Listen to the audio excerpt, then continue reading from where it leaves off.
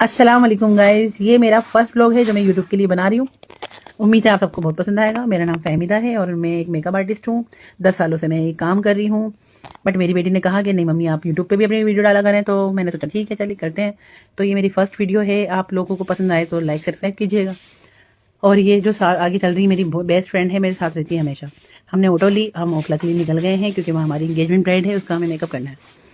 बस जैसे ही हम ओखला पहुंचे और पता चला कि उनका घर तो चौथी मंजिल पे है, लेकिन फिर हमने हिम्मत करी। सामान बहुत सारा था लेकिन उन्होंने अपने भाई को भेज दिया था नीचे उठाने के लिए, तो इसलिए हमें आसानी हो गई।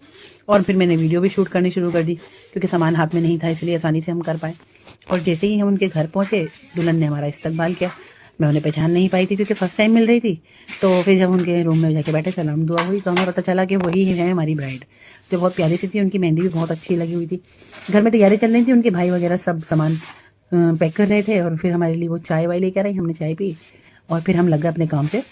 हमने अपने मेकअप की पोटलियाँ खोली, उनको सजाया और लाइट वाइट जलाई और अपने ही पहले शूट करना शुरू कर दिया हमने। मैं और मेरी फ्रेंड हम लग गए अपनी शूटिंग में, जो हमें बहुत शौक है। हम लोग पहले भी बहुत बनाते रहते हैं कुछ ना कुछ, लेकिन जो हमेशा मेरे साथ रहती है वो बहुत, मुझे इसके साथ काम करने में बहुत मज़ा आता है, इसलिए मेरा हमेशा साथ देती है, साथ रहती है।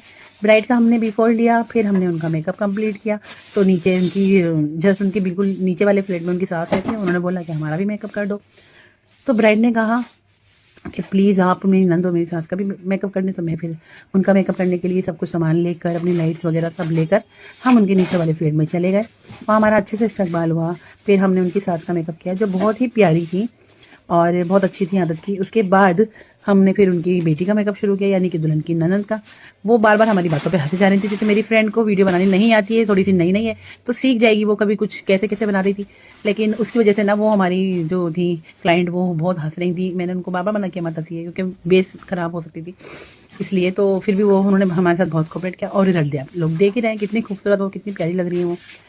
और माशाल्लाह फिर इनका मेकअप करने के बाद हम चले गए बाकी वापस ब्राइड के पास क्योंकि उनका हेयर स्टाइल बाकी रह गया था और थोड़ा सा टचअप भी रह गया था, तो वो करा हमने। उनका लुक कंप्लीट किया और उनको ज्वेलरी नहीं थी उनके पास क्योंकि उनके रस्म में पहनाई जाती है, सास पहनाती है, तो इसलिए बिना ज्वेलरी के ही हमने उनकी शूटिंग कर ली।